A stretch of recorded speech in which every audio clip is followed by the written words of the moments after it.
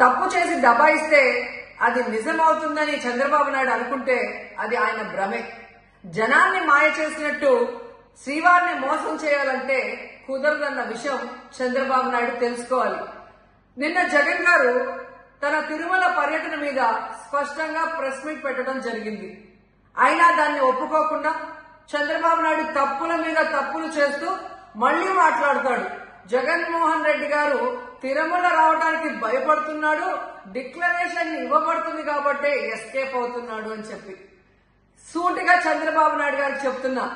చంద్రబాబు నాయుడు జగన్ గారి దమ్ము ధైర్యం గురించి రాష్ట్ర ప్రజలందరికీ బాగా తెలుసు.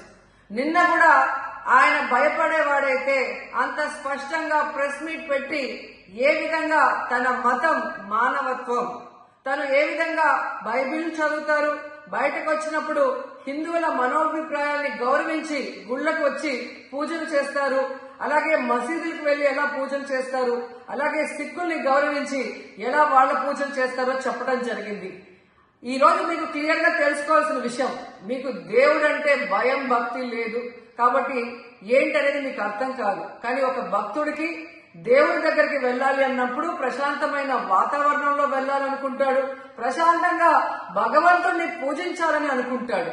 కానీ ఈ రోజు మీరు జగన్మోహన్ రెడ్డి గారు తిరుమలకు వస్తానని అనౌన్స్ చేసిన దగ్గర నుంచి బీజేపీలో కొందరు, జనసేన, తెలుగుదేశం పార్టీ ఎలా అలజడి సృష్టిస్తున్నారో అందరూ కూడా గమనిస్తున్నారు.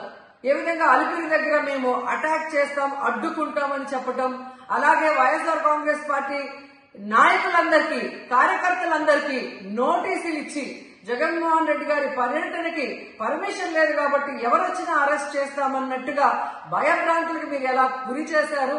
అండ్ ఈరోజు కుల రాజకీయాలు చేసి రాష్ట్రాన్ని భ్రష్టు పట్టించడమే కాకుండా మత రాజకీయాలు కూడా మీరు ఎలా చేస్తున్నారో అందరూ కూడా గమనిస్తున్నారు. ఇలాంటి వాతావరణంలో దర్శనం చేసుకోలేము కాబట్టే జగన్మోహన్ రెడ్డి గారు ఏ విధంగా ఆ తిరుమల ట్రిప్ ని క్యాన్సిల్ చేసి తన అభిప్రాయాల్ని ప్రెస్ ద్వారా ప్రజలకి తెలియజేయడం జరిగింది. సో నిజమైన భక్తుడు జగన్మోహన్ రెడ్డి గారు ఎప్పుడైనా మళ్లీ వెళ్లి వెంకటేశ్వర స్వామిని దర్శించుకోగలరు.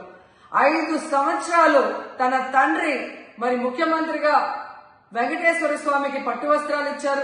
జగన్మోహన్ రెడ్డి గారు 5 సంవత్సరాలు మరి పట్టు వస్త్రాలు ఇచ్చిన తర్వాత ఈ నీచమైన రాజకీయాలు చేస్తూ డిక్లరేషన్ పేరుతో మీరు మాట్లాడుతూ ఎవరు అడ్డుకున్నారు అని చెప్పి మళ్లీ దిగజారుడు రాజకీయాలు చేస్తున్నారు. సో భగవంతుడితో పెట్టుకున్న చంద్రబాబు నాయుడు నీతో పాటు ఆడిస్తే ఆడే వాళ్ళందరికీ కూడా భగవంతుడు గట్టిగా సమాధానం చెప్తాడు.